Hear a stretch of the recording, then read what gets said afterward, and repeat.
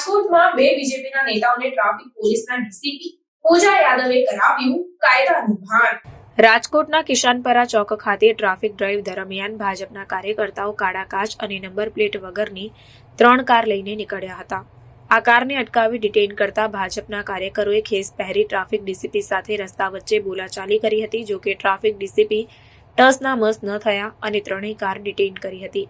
3 car રાજકોટના મહિલા ધારાસભ્ય ડોક્ટર દર્શિતાની ભલામણથી જવા દીધી હોવાની વાત પણ સામે આવી હતી। જો કે આ મામલે ડોક્ટર દર્શિતાએ જણાવ્યું કે અમારા કાર્યકર્તાઓની કાર ડિટેઇન કરાઈ હતી। મેં પોલીસ વિભાગનું માર્ગદર્શન માંગવા માટે ડીસીપીને ફોન કર્યો હતો। પોલીસના કહેવા પ્રમાણે જ અમે આરસી બુક જમા કરાવીને કારને છોડાવી છે। નિયમો બધા માટે સરખા છે। ભાજપના કાર્યકર્તાઓ દંડ ભરવા માટે બંધાયેલા છે। ભવિષ્યમાં આવું ન બને તે માટે કાર્યકર્તાઓને સૂચના આપી છે અને મારા સહિત દરેક કાર્યકર્તા ટ્રાફિકના નિયમોનું પાલન કરવા માટે બંધાયેલા છે તેમ જણાવ્યું હતું। ભાજપની ગાડીઓની વ્યવસ્થા દરેક લોકો માટે સરખી હોય છે તે ઉત્કૃષ્ટ ઉદાહરણ રાજકોટ પોલીસે પૂરું પાડ્યું। શું કહેવા? આજરોજ અમારા ડીસીપી પૂજા યાદવ સાહેબે અને અમે ટ્રાફિક દ્વારા કિશનપરા ચોકમાં અને અહીંયા એ ટ્રાફિકની ડ્રાઈવ રાખી હતી। ખાસ કરીને કાળા કાચવાળા નંબર પ્લેટ વિનાની ગાડી હોય કે નંબર પ્લેટ ફેન્સી હોય એની ઉપર અમે ફોકસ કર્યું હતું। કારણ કે આવી જે ગાડીઓ હોય છે કાળા કાચવાળી એ ઘણી વખત ગુનામાં પણ વપરાતી હોય છે। તો એવી જે ગાડીઓ છે એને અમે મતલબ કેસો કરેલા છે।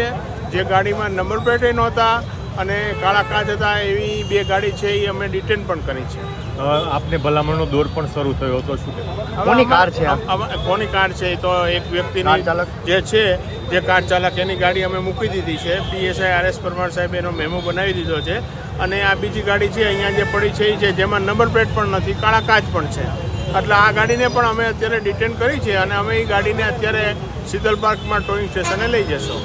સર એને કઈ ચાવી નથી આપી તેવું પણ અમે ટ્રેનથી ઉઠાવી લેશું અને ત્યાં મુકાવી દઈશું। ગઢવી સાહેબ શું કહેશો? અત્યારે ભાજપના જ આગેવાનો અને ભાજપના કાર્યકર્તાઓ કાયદાનું સરામ ઉલ્લંઘન કરી રહ્યા છે। હવે જો અમારા માટે છે એ વસ્તુ નથી, આમ પબ્લિક કાળા કાચ રાખે નંબર પ્લેટ પોલીસ મોટો દંડ ફટકારે છે, ગાડી ડિટેન કરે છે। આને કે પછી કઈ કાર્યવાહી? અમારા માટે પોલીસના લોકો પણ અમુક કાળા કાચવાળી ગાડી રાખે છે। તમામ આમાં કોઈ એક વસ્તુ નથી, એક સેક્શન નથી સોસાયટીનો કે જે કાળા કાચ રાખતી હોય। પોલીસ પણ રાખે તો પોલીસના કેસો કરીએ છીએ અમે, આમ જનતા રાખે તો એના પણ કેસ કરીએ। અમારા માટે ગુનો કરનાર છે ને એ મહત્વનો છે, કોણ છે એ મહત્વનો નથી। તો અમે મતલબ કાળા કાચવાળી ગાડી હોય તો અમે તરત ને તરત એના મતલબ કેસો કરી રહ્યા છીએ। લોકોને શું મેસેજ આપવા માંગશો? ટ્રાફિકના નિયમોને લઈને ચુસ્ત પાલન કરવું જોઈએ। ટ્રાફિકના નિયમોનું ચુસ્ત પાલન કરવું જોઈએ। કાળા કાચ છે એ એલાઉડ નથી, કાળા કાચવાળી ગાડી છે એ નહીં રાખવી જોઈએ। નંબર પ્લેટ વિના ગાડી ચલાવી એનો કોઈ મતલબ જ નથી, નંબર પ્લેટ વિના નહીં। હવે તો કંપનીને પણ જણાવી દેવામાં આવેલ છે કે તમારી જે ગાડી જ્યારે શોરૂમમાંથી છૂટે ત્યારે જ પણ એને તમારે નંબર આપી દેવાનો રહેશે। અંદાજે કેટલા કેસ થયા છે સર? હવે અમને ટોટલ મારી તો ખબર પડે પણ 2 ગાડી